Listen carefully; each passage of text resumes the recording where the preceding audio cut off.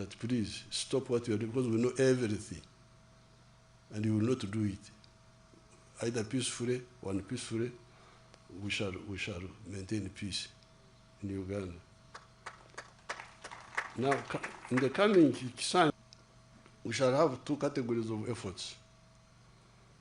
Category one is supporting the rich, because many Ugandans are now rich.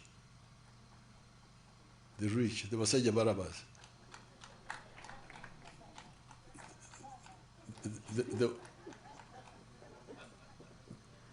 The one with commercial farms, the one with factories, the ones with hotels, including the foreigners who are coming with factories, those we shall continue supporting them. The owners of the real estate, we shall continue supporting those through UDB, Uganda Development Bank, and other instruments. Now, as we speak, 70% of the homesteads are in the money economy. The Chigongos, those are rich people, the Chigongos, the ones with hotels.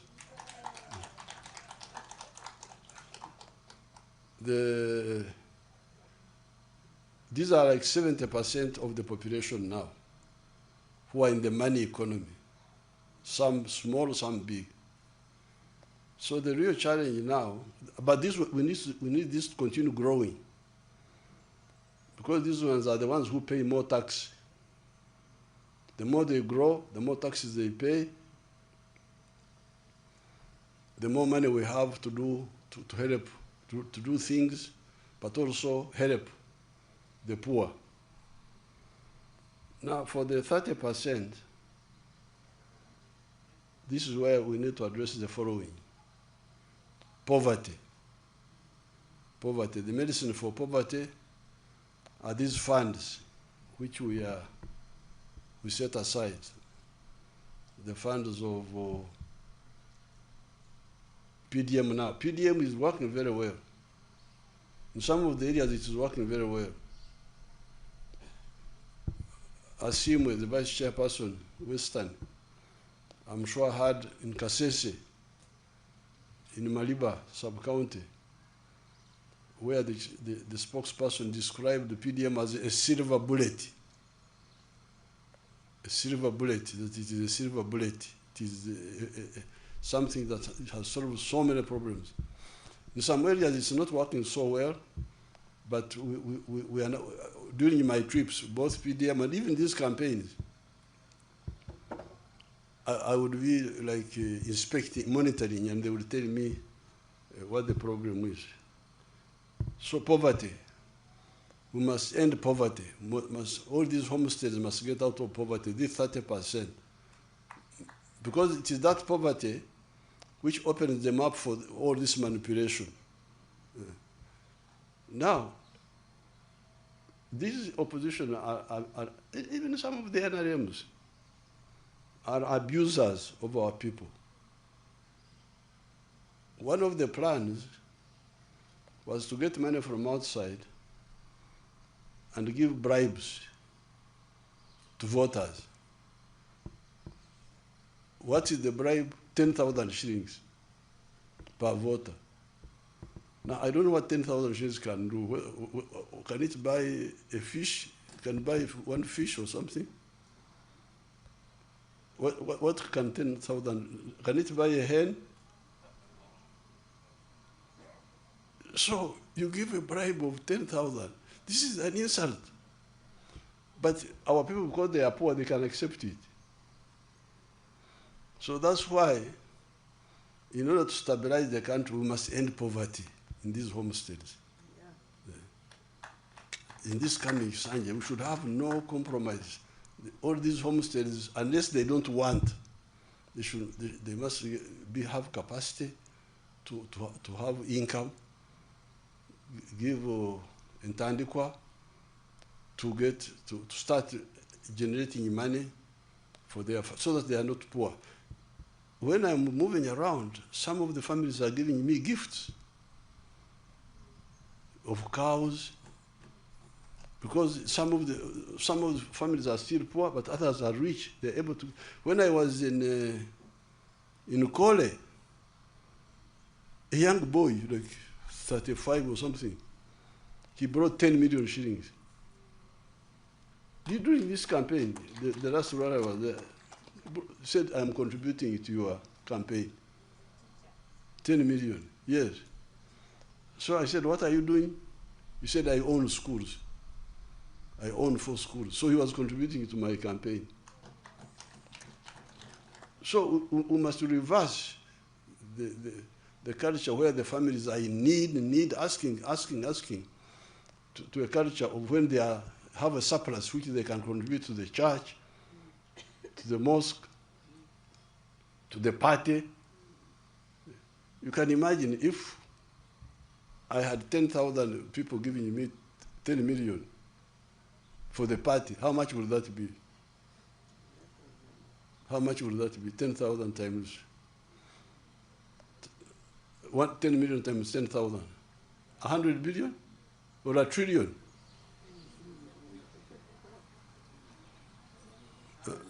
Huh? 100 billion. Yes.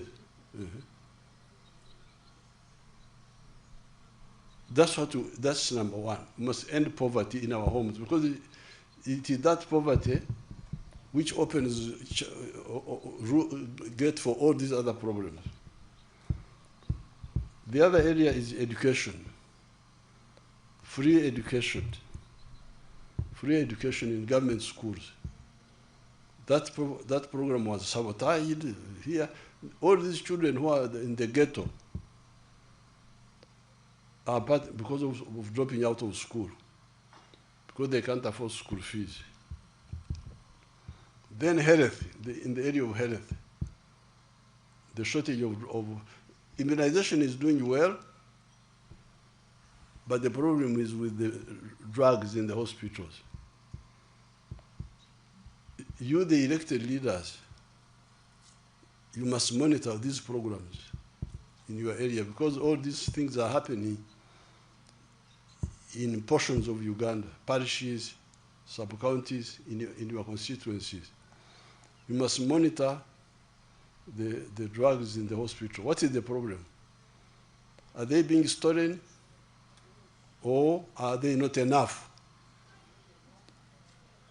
If it is a problem, then bring it up and we deal with it. What is the problem? Then corruption. This corruption annoys people. They get so annoyed. Find out from our 18 million, the 18 million who of the party, how many of them are annoyed and why? By either corruption or unfairness. Then justice. To ensure that the magistrates, decide cases fairly. Land grabbing, resisting land grabbing according to the law. Because all these are happening in the areas under us as a member of parliament. Then the issue of the roads. The tarmac roads, like this road from Mityana to Fort Portal, which had become so bad. Eventually they intervened and removed the potholes, but they are now going to work on it. But why would anybody have waited until it was so late? Or the Maram Road to Hweju, where the speaker, I'm glad the speaker suffered on that road, because she also suffered on the road to Aleptong. It's good to have a speaker who's moving around instead of the one just sitting in the office, because they don't know how the people are suffering. Those roads, even if they are Maram, they would be passable. They are where the roads are Maram but passable. So what is the problem? Why would the road be so bad and the member of parliament is there, doesn't bring it up? then people are suffering so much. Our lady for the women, I think she's from that area, Buheju.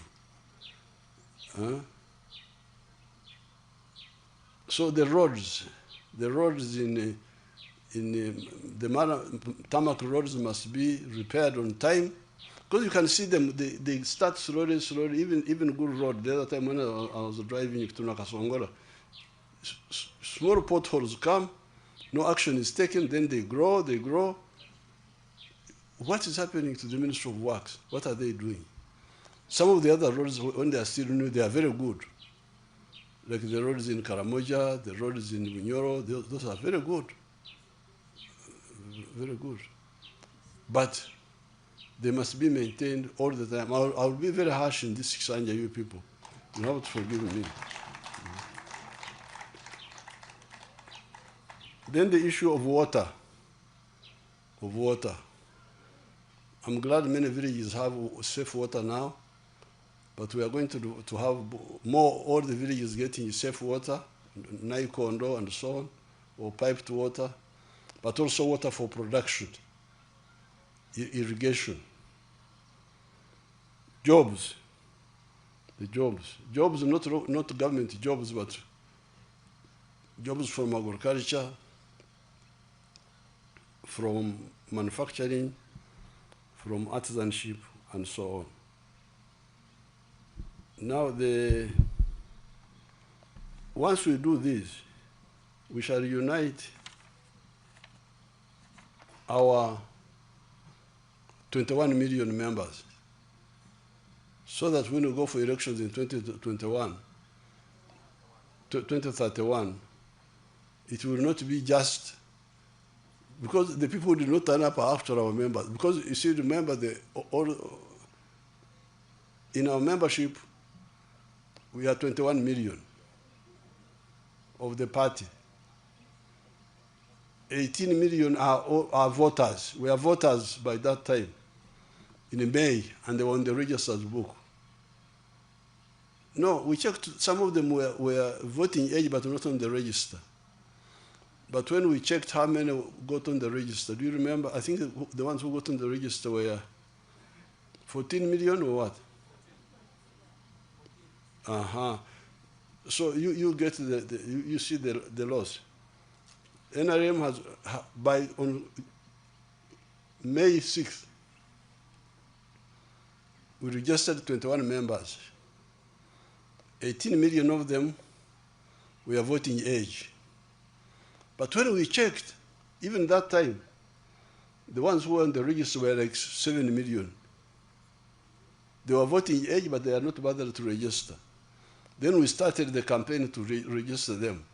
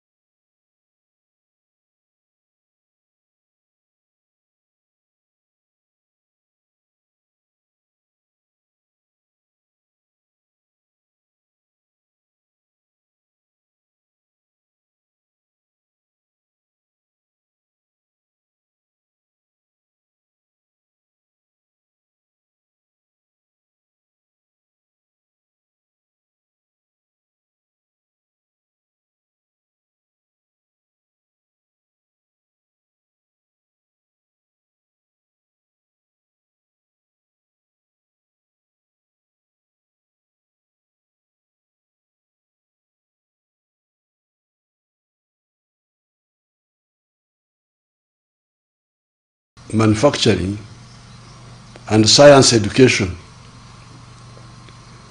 are more durable resources than this oil. Because this particular oil, the one we are talking about now, will last only 20 years. We may find other oil, we are looking for other oil within the Albert Valley, but also in other areas like Karamoja, like Chiankwanzi. We are looking for more oil, even Lango there. We are looking for more oil, we may find it. But this particular one will last only 20 years. So what will happen after 20 years? So therefore, if you care about your country, the oil from this oil, the money from this oil, which is exhaustible, should be used to do things which will be there for a long time. Not just to, because if we say we share, we give more to, what will the local government people do with the money now? Pay allowances to themselves. That's the end. Will they invest in something long term? What will it be? What will it be? So, and the Banyoro are not stupid people, they listened. And you saw how they voted massively. They ignored the nonsense because I was able to explain to them. So this oil is coming. It will really help us to deal with the railway, deal with the power stations, deal with science education, so that we really have, because remember there are countries like Japan which don't have oil, they don't have minerals, they've just got clever people, scientists, who make cars and we the stupid people buy them. The clever people make cars all the time, Mitsubishi, Toyota, all the clans of like you say, Avente, bakore motoka. Abo Rugaveni bakore motoka. Rugaveka, Nteka, Mporogomaka. These are the Japanese cars we are buying. They are clan names. Each clan is making a car. And we, the sleeping people, are buying Toyota, what do you call these, the big ones?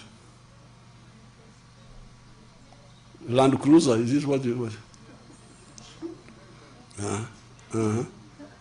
All those are, they are Japanese people who are very clever, selling to people who are asleep. So, we want our young people to master science. They have started. You have seen how they have made the Chira vehicle, the Chira car, and the bus, and the pickup. Our people are now making the electric motorcycles. They're making them here. The other day they gave me 1,000 of them. Secretary should tell me where I should put those. I should give them either to the youth or who? The youth. Tanga. Let's start with the youth.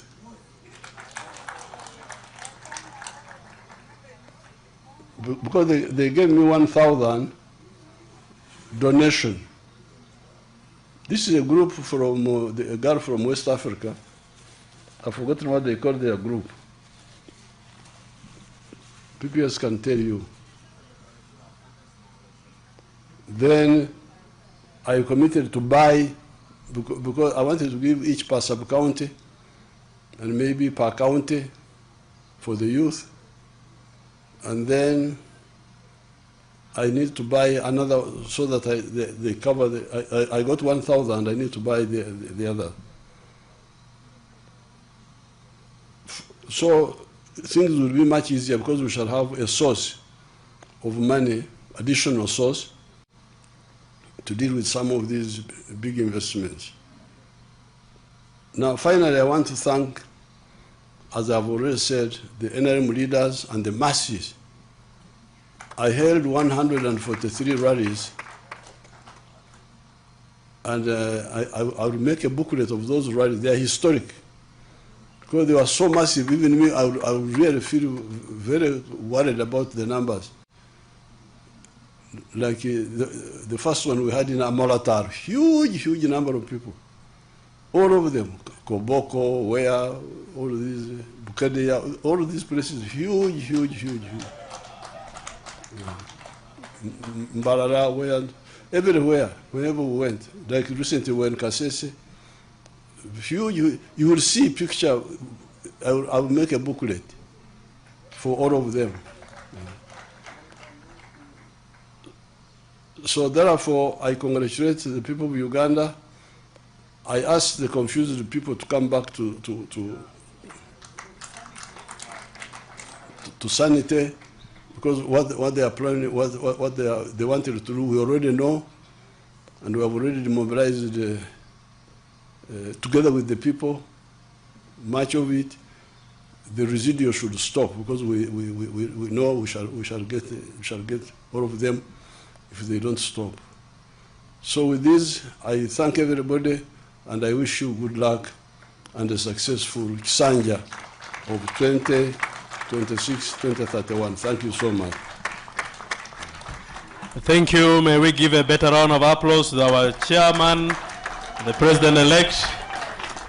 Thank you, Muse, and may we remain standing for the anthems. There will be lunch after the anthems, and departure is at leisure. But don't overstay at the chairman's compound.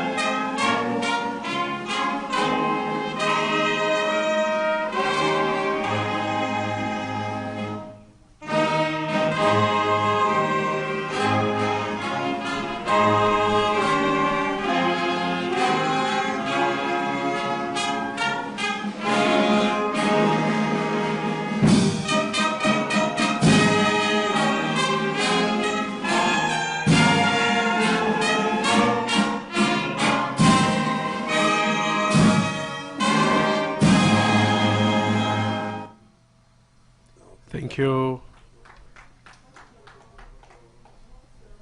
Your Excellency, the members are asking for a photo moment.